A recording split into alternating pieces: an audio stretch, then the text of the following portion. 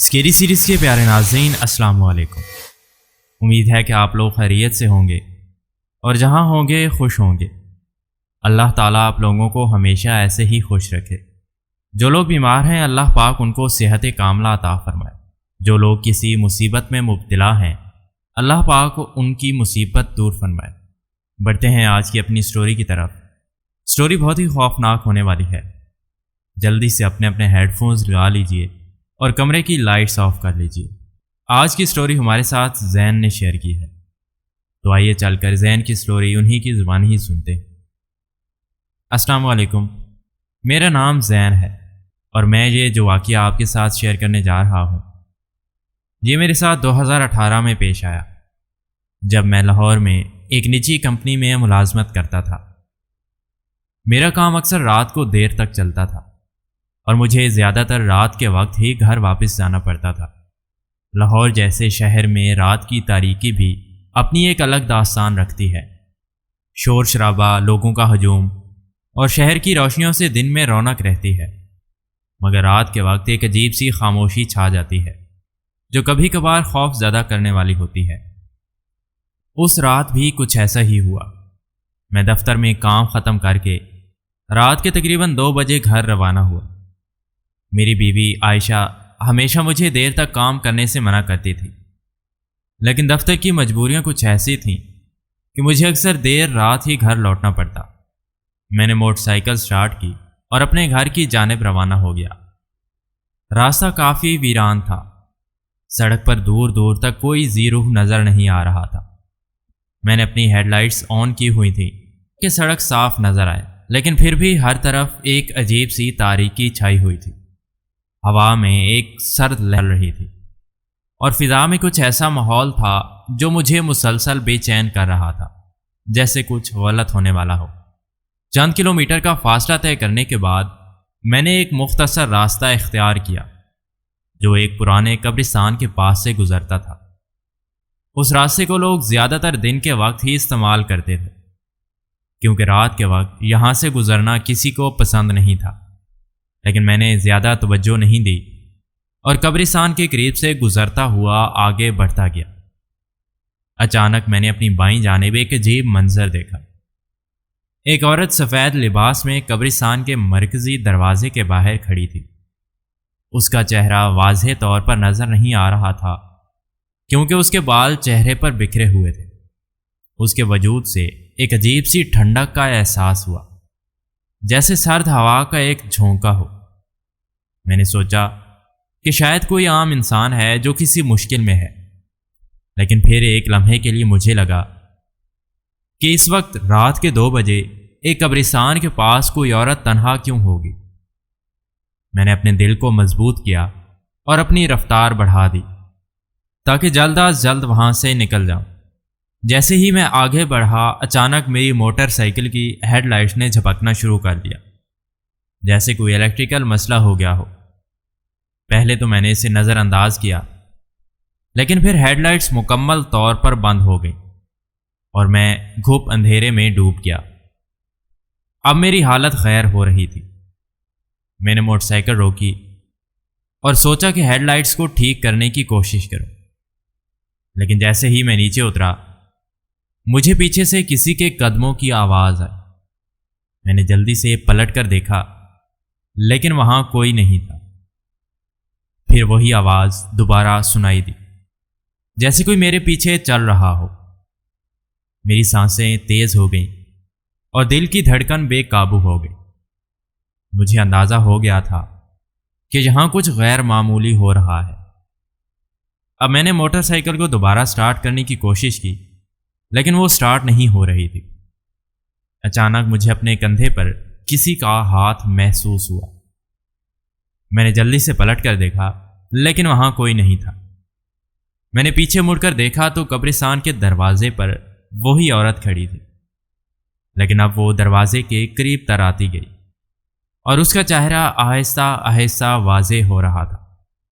اس کی آنکھیں خوفناک حد تک سفید تھیں اور اس کا چہرہ سیاہ تھا، جیسے کسی نے جلانے کی کوشش کی ہو۔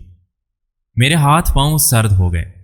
میں نے جلدی سے موٹر سائیکل کو دھکا دینے کی کوشش کی تاکہ وہ کسی طرح سے سٹارٹ ہو جائے۔ کئی بار کوشش کرنے کے بعد آخرکار موٹر سائیکل سٹارٹ ہو گئی اور میں نے بغیر پیچھے دیکھے وہاں سے بھاگنا شروع کر دیا۔ میری رفتار بہت تیز تھی، لیکن ایسا محسوس ہو رہا تھا جیسے وہ عورت ابھی بھی میرے پیچھے ہے۔ میں نے کبھی بھی خود کو اتنا بے بس محسوس نہیں کیا تھا۔ راستے میں اچانک ایک موڑ آیا اور میں نے جلدی میں موٹر سائیکل کو موڑا، لیکن موٹر سائیکل کا توازن بگڑ گیا اور میں سڑک پر گر گیا۔ میری کہنی اور گھٹنے شدید زخمی ہو گئے، لیکن خوف اتنا زیادہ تھا کہ میں درد کو محسوس بھی نہیں کر رہا تھا۔ میں نے جلدی سے اٹھ کر موٹر سائیکل کو دوبارہ سٹارٹ کیا اور آگے بڑھنے کی کوشش کی۔ جب میں اپنے محلے کے قریب پہنچا تو میری رفتار کچھ کم ہو گئی اور میں نے پیچھے مڑ کر دیکھا، وہ عورت غائب ہو چکی تھی، لیکن میرے ذہن میں اب بھی اس کے چہرے کی خوفناک تصویر بسی ہوئی تھی۔ جیسے ہی میں اپنے گھر کے قریب پہنچا، میں نے ایک لمبی سانس لی اور دروازہ کھولا۔ میری بیوی عائشہ ابھی تک جاگ رہی تھی اور میری حالت دیکھ کر گھبرا گئی۔ یہ کیا ہوا زین؟ تمہاری حالت تو بہت خراب لگ رہی ہے، اس نے فوراً پوچھا۔ میں نے اسے تفصیل بتانے کی کوشش کی، لیکن میرے الفاظ ٹھیک سے نہیں نکل رہے تھے۔ میری زبان لرز رہی تھی اور میرا دماغ مسلسل اس خوفناک منظر میں پھنسا تھا۔ آخرکار عائشہ نے مجھے پانی دیا اور میرے زخموں کو صاف کیا۔ اگلے چند دنوں تک میں اس واقعے کے بارے میں کسی سے بات نہیں کر سکا۔ میں ہر وقت اسی منظر کو سوچتا رہا۔ ہر رات سونے سے پہلے مجھے ایسا محسوس ہوتا جیسے وہ عورت ابھی بھی میرے قریب ہے، جیسے وہ مجھے دیکھ رہی ہو۔ میں نے کئی بار خواب میں اسے دیکھا اور ہر بار اس کی آنکھیں اور زیادہ خوفناک ہو جاتی تھیں۔ چند دن بعد میں نے اپنے ایک قریبی دوست راحیل کو اس کے بارے میں بتایا۔ وہ ایک مذہبی آدمی تھا اور روحانی معاملات پر یقین رکھتا تھا۔ اس نے میری بات سنی اور کہا کہ مجھے اس قبرستان کے پاس سے رات کے وقت دوبارہ نہیں گزرنا چاہیے۔ زین، وہ جگہ کافی پرانی ہے اور وہاں پرانی روحیں بھٹک رہی ہیں۔ تم نے کسی ایسی چیز کو چھیڑ دیا ہے جو تمہیں چھوڑنے کے لیے تیار نہیں۔ راحیل کی یہ باتیں سن کر میرا خوف اور بڑھ گیا۔ میں نے اس واقعے کے بعد اس راستے سے گزرنا چھوڑ دیا، لیکن عجیب بات یہ تھی کہ میں جہاں بھی جاتا کبھی کبھار مجھے وہی عورت نظر آتی، کسی نہ کسی شکل میں۔ کبھی وہ کسی دیوار کے پیچھے سے جھانکتی، کبھی کسی ہجوم میں کھڑی ہوتی، لیکن جب میں غور سے دیکھتا تو وہ غائب ہو جاتی۔ کئی ماہ گزر چکے تھے اور میں نے خود کو اس واقعے سے کچھ حد تک سنبھال لیا تھا، لیکن ایک رات جب میں ایک دوست کی شادی سے واپس آ رہا تھا، مجھے دوبارہ وہی سڑک اختیار کرنی پڑی جو قبرستان کے قریب سے گزرتی تھی۔ میں نے دل کو مضبوط کیا اور سوچا کہ شاید اب کچھ نہ ہو۔ جیسے ہی میں قبرستان کے قریب پہنچا، میری موٹر سائیکل کی ہیڈ لائٹس دوبارہ جھپکنا شروع ہو گئی۔ اس دفعہ میں نے خود کو سنبھالنے کی کوشش کی، لیکن دل کی دھڑکن تیز ہو گئی تھی۔